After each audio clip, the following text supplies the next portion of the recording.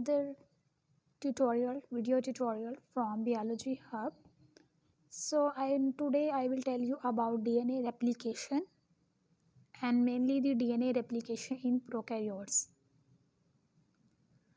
So in this slide, as you can see, DNA replication is actually a replication of parental DNA strand, which is actually double stranded in nature,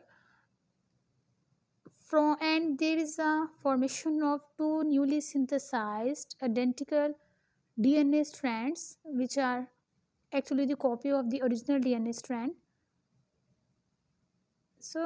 इस video में आपको मैं A to Z सारी detail बताऊंगी कि कैसे DNA replication क्या होती है।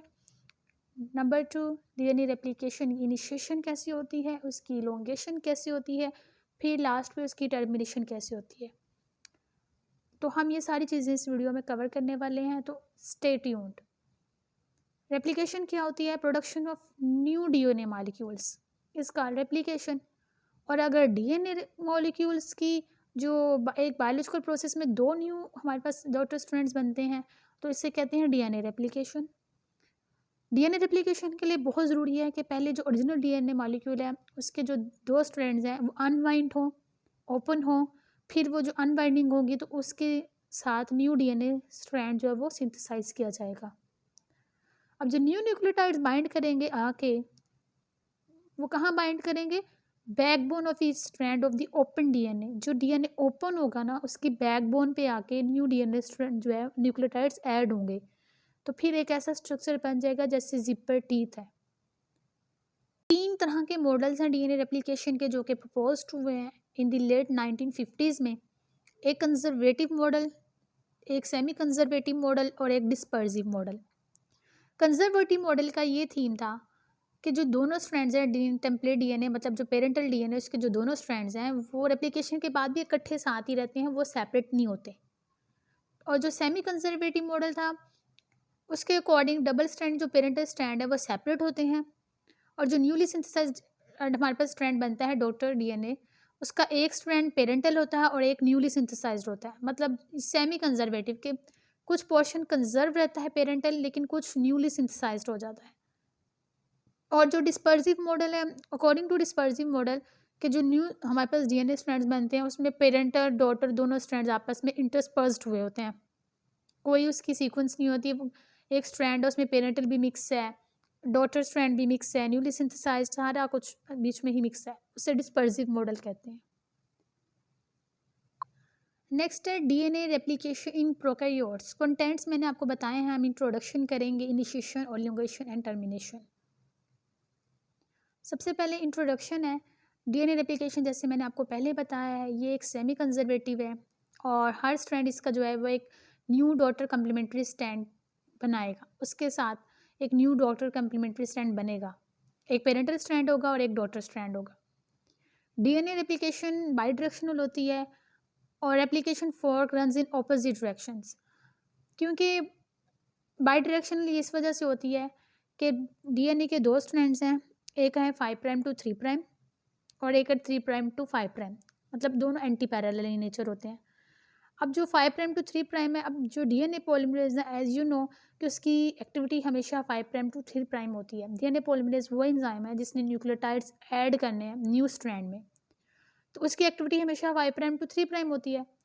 अब दोनों स्ट्रैंड्स में तो 5 प्राइम 3 प्राइम नहीं है, एक स्ट्रैंड 3 प्राइम टू 5 प्राइम है, इसलिए इसकी बाई डायरेक्शनल, मतलब एक जाता है फॉरवर्ड और एक आता है हमारे पास लैगिंग स्ट्रैंड और एक आता है लीडिंग स्ट्रैंड, तो इसलिए इसकी बाई डायरेक्शनल होती है। और यूकेरियोट्स की तो हम बात नहीं कर रहे, प्रोकैरियोट्स की हम बात कर रहे हैं। प्रोकैरियोट्स में ये होता है कि डीएनए होता है सर्कुलर फॉर्म में, इस वजह से एक जाती है क्लॉकवाइज और एक जाती है एंटी क्लॉकवाइज, जो रेप्लिकेशन फॉर की डायरेक्शन।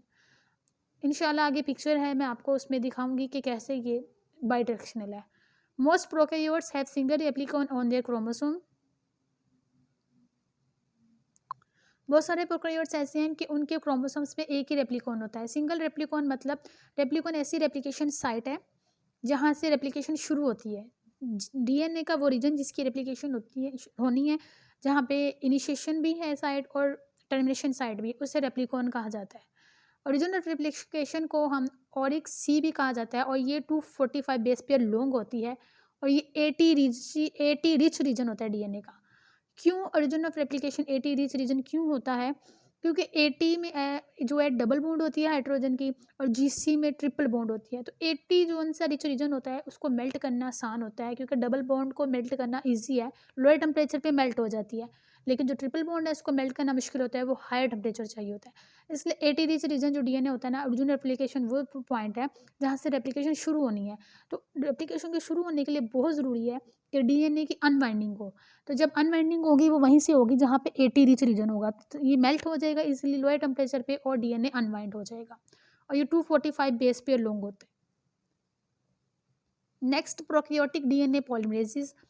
अब यहाँ पे हम पढ़ेंगे कि कितने टाइप के डीएनए पॉलीमरेज होते हैं इन प्रोकैरियोट्स। प्रोकैरियोट्स के पास 3 किस्म के डीएनए होते हैं, DNA polymerase 1, DNA polymerase 2 and DNA polymerase 3।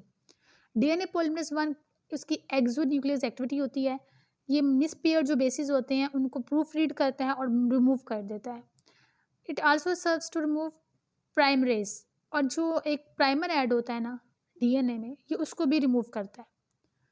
और प्राइमर को रिमूव करके जो कि आरएनए की सीक्वेंस होती है वहाँ पे ये डीएनए डीऑक्सीराइबोन्यूक्लियोटाइड्स ऐड करता है। डीएनए पॉलीमरेज 2 क्या करता है, ये डीएनए रिपेयर प्रोसेस में हेल्प करता है, इसका डीएनए रेप्लिकेशन में कोई काम नहीं है। डीएनए पॉलीमरेज 3 ये डीएनए रेप्लिकेशन मेन एंजाइम है जिसने क्या करना है, जिसने ग्रोइंग पॉलीन्यूक्लियोटाइड चेन में एक एक करके न्यूक्लियोटाइड ऐड करना है। इनिशिएशन ऑफ रेप्लिकेशन, इनिशिएशन ये होती है, आपको पिक्चर में नज़र आ रहा होगा डायग्राम में कि कैसे 5 प्राइम टू 3 प्राइम एक डायरेक्शन है और एक 3 प्राइम टू 5 प्राइम है। जो 5 प्राइम टू 3 प्राइम है इसे लीडिंग स्ट्रैंड कहते हैं और जो 3 प्राइम टू 5 प्राइम है ये लैगिंग स्ट्रैंड। जो लीडिंग स्ट्रैंड है वहाँ पे तो 5 prime to 3 prime easily DNA polymerase अपना वर्क कर लेता है। जो प्रॉब्लम आता है उसको आता है 3 प्राइम टू 5 प्राइम में, लैगिंग स्ट्रैंड में, क्योंकि उसकी डायरेक्शन चेंज है। फिर वहाँ पे वो स्ट्रैंड लैगिंग स्ट्रैंड फोल्ड होता है और फिर वहाँ पे छोटे छोटे फ्रैगमेंट्स की फॉर्म में वो अपनी रेप्लिकेशन कंप्लीट करता है, जिससे कहते हैं ओकाज़की फ्रैगमेंट्स। रेप्लिकेशन हमेशा 5 प्राइम टू 3 प्राइम ही होनी है। जो कॉन्टिन्यूस सीरीज में जाएगा स्ट्रैंड उसे हम लीडिंग कहेंगे और जिसमें डिसकंटिन्यूस फ्रैगमेंट्स आएंगे उसको हम लैगिंग स्ट्रैंड कहेंगे। और ये जो फ्रैगमेंट्स बनते हैं कि 1000 टू 2000 न्यूक्लियोटाइड्स के बनते हैं। उसके बाद फिर एक प्राइमर आ जाता है और फिर नया फ्रैगमेंट जो है वो सिंथेसाइज होना शुरू हो जाता है। डीएनए पॉलीमरेज वर्क नहीं कर सकता जब तक कि प्राइमर ना हो। प्राइमर एक ऐसी सीक्वेंस है जो कि आरएनए न्यूक्लियोटाइड्स की बनी होती है और वो प्राइमेज एंजाइम आके वो ऐड करता है, क्योंकि प्राइमेज एंजाइम के पास एक्सोन्यूक्लियस एक्टिविटी नहीं है। प्राइमेज एंजाइम को नहीं चाहिए कि कोई न्यूक्लियोटाइड पहले होगा तो मैं न्यूक्लियोटाइड्स ऐड करूँगा। तो जो पेरेंटल डीएनए स्ट्रैंड होता है उसके कंप्लीमेंट्री जो आरएनए है, प्राइमर है, प्राइमेज एंजाइम है, वो आरएनए प्राइमर का एक छोटा सा लिगोन्यूक्लियोटाइड जो है वो जनरेट करता है। प्रोटीन, अब इनिशिएशन ऑफ रेप्लिकेशन में जो प्रोटीन है डीएनए ए, वो जाके पहले सबसे पहले ओरिजिन ऑफ रेप्लिकेशन पे बाइंड करती है। फिर डीएनए बी जो हेलिकेज एंजाइम है, ये डीएनए के 2 स्ट्रैंड्स को सेपरेट करता है और 2 रेप्लिकेशन फॉर्क्स बन जाते हैं वहाँ पे। आरएनए प्राइमर जो सा है वो होता है 20 टू 30 न्यूक्लियोटाइड्स की होता है जो कि आरएनए पॉलीमरेज बनाता है। और ये शर्त है, ये होगा तो डीएनए रेप्लिकेशन होगी, ये नहीं होगा तो डीएनए रेप्लिकेशन नहीं होगी। और ये सिंगल स्ट्रैंडेड डीएनए मॉलिक्यूल के साथ ही आरएनए प्राइमर बनता है, डबल स्ट्रैंडेड डीएनए मॉलिक्यूल के साथ आरएनए प्राइमर नहीं बन सकता। डीऑक्सीराइबोन्यूक्लियोटाइड जो से हैं वो फिर ऐड किए जाते हैं और जो फिर डीएनए पॉलीमरेज आता है और वो जो प्राइमर का 3 प्राइम हाइड्रोक्सिल एंड होता है वहाँ पे आके जो है वो न्यूक्लियोटाइड्स ऐड करना शुरू करता है, उसको रिकॉग्नाइज करता है और वहाँ पे न्यूक्लियोटाइड को ऐड करना शुरू कर देता है। ये एक डायग्राम है, इसको आप देखें कि कैसे रेप्लिकेशन, ये रेप्लिकेशन फॉर्क, 2 रेप्लिकेशन फॉर्क इसमें दिखाए गए हैं वाई शेप्ड। और डीएनए पॉलीमरेज 3 जो सा ये होल एंजाइम है, मतलब ये कंप्लीट एंजाइम है। इसके अंदर एक्सोन्यूक्लियस एक्टिविटी भी है 3 प्राइम टू 5 प्राइम और इसके अंदर पॉलीमरेज एक्टिविटी भी है 5 prime to 3 prime. DNA polymerase 1 है, डीएनए लाइगेज का काम होता है निक को, जो निक प्रोड्यूस होते हैं ये उसको करता है, सील करता है। निक होती है कि फॉस्फोडाइस्ट 2 न्यूक्लियोटाइड्स मौजूद हैं कंसेक्टिव, उनके दरमियान में जो फॉस्फोडाइस्टर बॉन्ड है उसको ये कंप्लीट करता है, उसको सील करता है, वो बनाता है। डीएनए पॉलीमरेज 1 जो है इसका काम होता है प्रूफ रीडिंग करना, मतलब जहाँ पे न्यूक्लियोटाइड्स मिस पेयर्ड हैं उसको रिमूव करके उसकी जगह ओरिजिनल जो न्यूक्लियोटाइड्स हैं वो लगाता है। अब हेलिकेज एंजाइम है, प्राइमोसोम है। प्राइमोसोम जो है ना एक्चुअली ये कम्प्लेक्स होता है जिसमें सिंगल स्ट्रैंड जो प्रोटीन्स हैं वो बाइंड हुई होती हैं और साथ ही इसके डीएनए की सीक्वेंस होती है, प्राइमेज एंजाइम है। ये सारा प्राइमोसोम है, मतलब सिंगल स्ट्रैंडेड बाइंडिंग प्रोटीन और प्राइमेज एंजाइम मिल के जो कम्प्लेक्स बनाते हैं उसे प्राइमोसोम कहते हैं। प्रोटीन्स फॉर इनिशिएशन, ठीक है, जो चाहिए हमें, जो रिक्वायर्ड है, उसमें डीएनए ए आता है, इसे क्रोमोसोमल रेप्लिकेशन इनिशिएटर प्रोटीन भी कहते हैं। DNA B replicative DNA helicase, DNA C DNA replication protein, single stranded binding proteins, DNA gyrase and DNA G primase.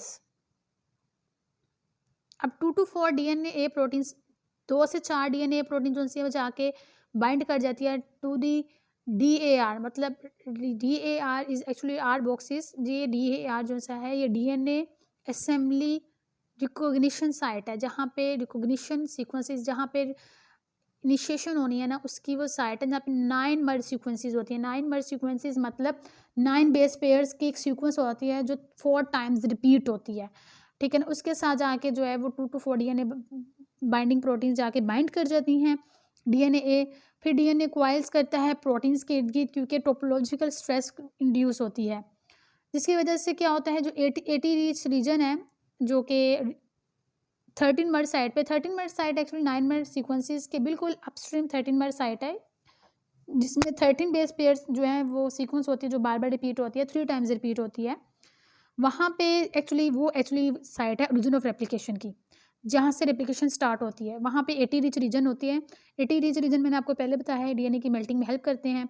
तो जब यहाँ पे मेल्टिंग स्टार्ट हो जाती है और उसके बाद जो डीएनए सी है प्रोटीन, वो डीएनए बी को लोड करती है डीएनए की अनबाइंडिंग के लिए। एक्चुअली डीएनए सी खुद एज अ लोडर काम करती है, ये खुद वर्क नहीं करती। जब ये डीएनए बी को लोड कर देती है डीएनए के अनबाइंडिंग के लिए, जो कि हेलिकेज है, इसे हेलिकेज लोडिंग कहते हैं, ये खुद वर्क नहीं करती। फिर डीएनए बी आ जाता है, डीएनए बी जो है मूव करती है हाइड्रोजन बॉन्डिंग जो है टी रिच रीजन पे, उसको मूव कर देता है हेलिकेज एंजाइम। फिर गायरेज एंजाइम जो है वो सिर्फ हेलिकेज की हेल्प करता है सर्वाइवल प्रोवाइड करके। प्राइमोसोम असेंबली, प्राइमोसोम असेंबली क्या है, जब रेप्लिकेशन फॉर्क बन जाता है, primosomes assemble at the origin and start synthesizing primer. जब रेप्लिकेशन फॉर्क बन गया, अब प्राइमोसोम्स का काम है इसने ओरिजिन ऑफ रेप्लिकेशन पे जाके असेंबल हो जाना है और वहाँ से प्राइमर की सिंथेसिस शुरू कर देनी है। Priming reaction at origin of replication बहुत सिंपल है, क्योंकि इसमें एक ही single DNA G protein involve होती है। डीएनए जी जो है उसको ज़रूरत होती है डीएनए बी की टू बी एक्टिवेट होने के लिए, और ये फिर प्राइमर सिंथेसिस करती है।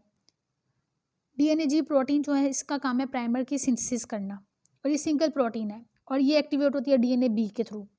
15 से 20 बेस पेयर का प्राइमर बांड में नॉर्मली जो है बनता है, और प्राइमोसोम्स के आगे अहेड जो है सिंगल स्ट्रैंडेड बाइंडिंग प्रोटीन्स होती हैं, बाइंड हुई होती हैं। जो प्राइमोसोम्स कम्प्लेक्स है जो कि प्राइमर सिंथेसाइज करने के लिए जो भी प्रोटीन्स की नीड है उसके कम्प्लेक्स को हम प्राइमोसोम्स कहते हैं। अब इसके आगे सिंगल स्ट्रैंडेड बाइंडिंग प्रोटीन्स होती हैं। प्राइमोसोम्स मूव करता है सिंगल स्ट्रैंडेड डीएनए के और आरएनए प्राइमर को सिंथेसाइज करता है, और फिर उससे आगे न्यू ओकाज़की फ्रैगमेंट सिंथेसाइज होता है। अब आती है बात इलोंगेशन की। DNA polymerase synthesize 2 new DNA strands, ये अब बात हो गई है कि वो सिंथेसाइज करेगा। डीएनए पॉलीमरेज 3 को प्राइमर की ज़रूरत होती है, मैंने पहले बताया है आपको, इनिशिएट करने के लिए। और जो बी सब यूनिट एंजाइम है ये डीएनए पॉलीमरेज को अपनी पोजीशन पे होल्ड करके रखता है। जब इसने न्यूक्लियोटाइड्स ऐड करने हैं न्यू स्ट्रैंड में तो ये इसको उसकी पोजीशन पे होल्ड करता है। और जो न्यूक्लियोटाइड्स एडिशन होती है ना, इसके लिए एनर्जी की ज़रूरत होती है, एटीपी की फॉर्म में, और ये एनर्जी आती है न्यूक्लियोटाइड से ही एनर्जी आती है, जो कि जिनके साथ 3 फॉस्फेट के ग्रुप अटैच हुए होते हैं। जब डीएनए पॉलीमरेज 3 अपना काम कर लेता है, फिर ये साथ साथ चेक भी करता रहता है कि कहाँ पे मिसपेयर है। डीएनए पॉलीमरेज की एक्सोन्यूक्लियोस एक्टिविटी भी है, ये साथ चेक करता है कि कोई न्यूक्लियोटाइड मिसपेयर तो नहीं, अगर मिसपेयर तो उसकी प्रूफ रीडिंग करता है ये। फिर डीएनए पॉलीमरेज 1 आता है, वो जहाँ पे निक होता है ना, डीएनए पॉलीमरेज 1 अपना एक्शन ये परफॉर्म करता है कि डीएनए पॉलीमरेज का ये काम होता है कि इसने देखना है कि कहाँ पे जो प्राइमर होता है उसको बाद में रिमूव कर दिया जाता है आरएनए न्यूक्लियोटाइड्स को, उसकी जगह जो है वो डीएनए न्यूक्लियोटाइड्स की एडिशन कर दी जाती है, और ये डीएनए पॉलीमरेज 1 ये काम करता है। फिर जहाँ पे मिसपेयरिंग हुई है, मिसपेयर्ड यहाँ जो रॉन्ग न्यूक्लियोटाइड्स ऐड हो गए हैं, ये उसको रिमूव करके उसकी जगह सही वाले न्यूक्लियोटाइड्स भी ऐड करता है। और डीएनए लाइगेज का ये काम होता है जहाँ पे निक प्रोड्यूस है उसको सील करना। ये डायग्राम में हर चीज़ विद इन डिटेल बताई गई है। डीएनए पॉलीमरेज एंजाइम है, लाइगेज है, प्राइमेज है, आरएनए प्राइमर है, रेप्लिकेटेड डीएनए है, पेरेंटल डीएनए है।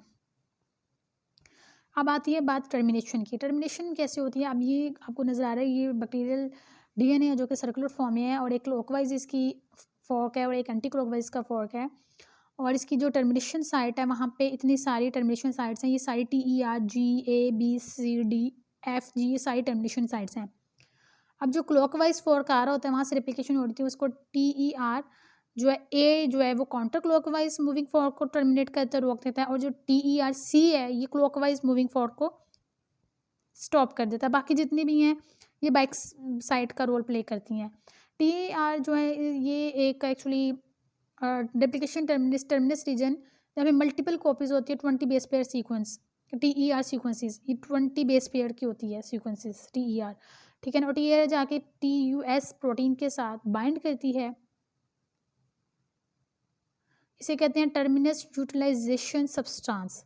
उस प्रोटीन के साथ बाइंड करती है और वहाँ से टर्मिनेशन इनिशिएट होना शुरू हो जाती है। Tus protein binds with TER to form Tus TER complex. अब यहाँ पे टस प्रोटीन बाइंड करती है जाके TER के साथ और कम्प्लेक्स बना देती है।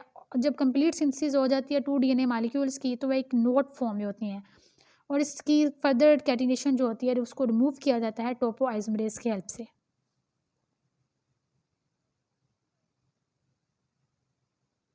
यहाँ पे लेक्चर ख़त्म हो जाता है। अगर आपको कोई भी प्रॉब्लम है या कोई भी क्वेश्चन पूछना है तो आप मुझसे कमेंट बॉक्स में नीचे पूछ सकते हैं। Thank you.